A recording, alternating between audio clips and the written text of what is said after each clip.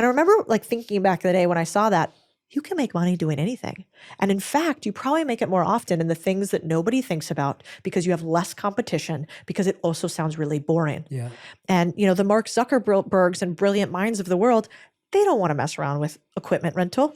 But people like me who are maybe like kind of smart, but not that smart, could make a lot of money doing it. And so there are three types of businesses that I obsess about. I call them overarchingly Main Street businesses. So the idea is basically, what if all the money is actually made in community businesses that we use every single day? Your roofing company, your podcast production company you send outsourced editing clips to, the cobbler that actually cleans up shoes on the corner store. All of these businesses, when you see that they've been in business for 30 years, it's not because they were making money or because they were losing money, and it's not because they got venture capital, because they didn't. So these things actually are profitable, which is kind of rare.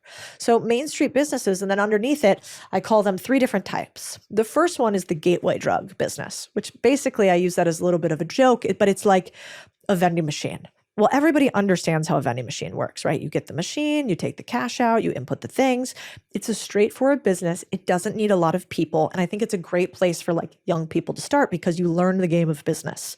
A similar one might be what I call a people light business, which might be like a laundromat. So a laundromat is like, in some ways, a slightly bigger vending machine, right? You put clothes in, the clothes get washed, you take the clothes out, you put coins in and return, right? And that doesn't have a lot of employees, and they're not super, super expensive on the scale of it. And so you go, okay, we got gateway drug businesses, we've got people light businesses, and then finally we get into what I call the trades businesses overall, or boring businesses. And these are things like, we own a company called Resi Brands that has a window cleaning company called Pinks, a roofing company, a painting company called That One Painter.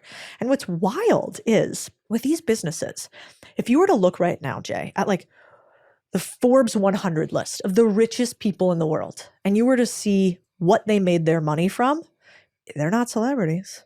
They're not singing songs. They're not doing YouTube. Like, we're not even touching the amount of wealth they have. What do most of them have in common more than anything else?